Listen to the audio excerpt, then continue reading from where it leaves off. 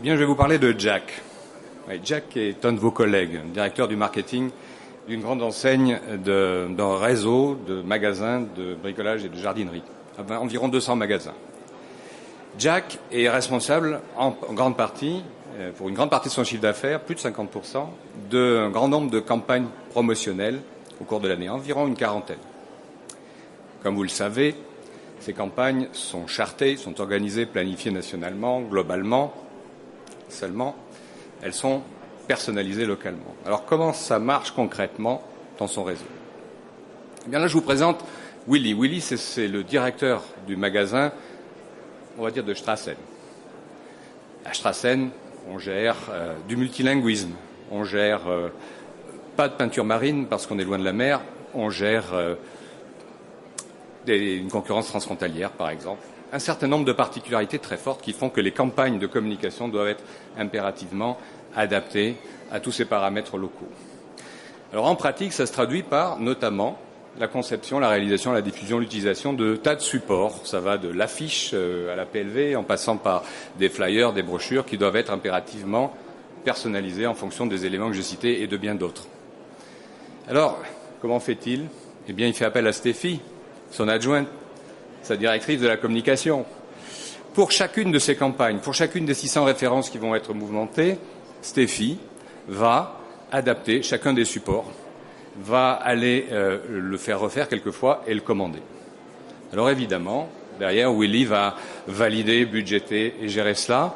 C'est elle qui va les commander, les recevoir, les faire livrer chez l'afficheur, chez le routeur ou dans le magasin, voire dans les différents sites. Et elle va gérer des stocks physiques avec les réassorts, les réappros, ainsi que les ruptures. Malheureusement, ça arrive.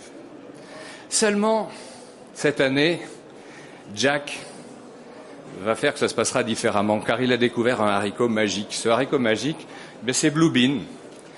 C'est une plateforme web, c'est un système d'information, de productivité, donc disponible sur le web, et qui va permettre d'automatiser l'ensemble des tâches d'approbation et de commandes que j'ai indiquées, ainsi que la numérisation et le travail en numérique et non pas donc en virtuel et non pas en physique des supports que j'ai nommés.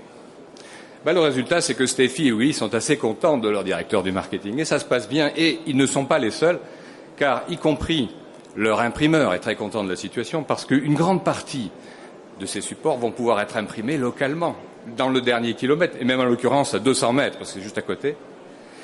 Et ce faisant, avec notamment des supports qui vont produire un dossier de fabrication en PDF certifié qui va rentrer directement dans le flux de fabrication, limiter les erreurs et donc être directement réalisé sur place sans avoir à rappeler, à expliquer des erreurs, des retards, des choses comme ça.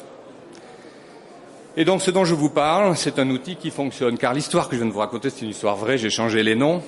Elle est vraie dans le domaine du marketing, de la distribution notamment, dans la banque, dans l'immobilier, dans le domaine des assurances aussi.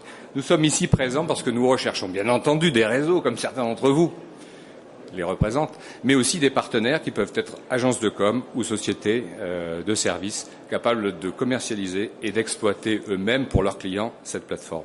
Je vous remercie de votre attention.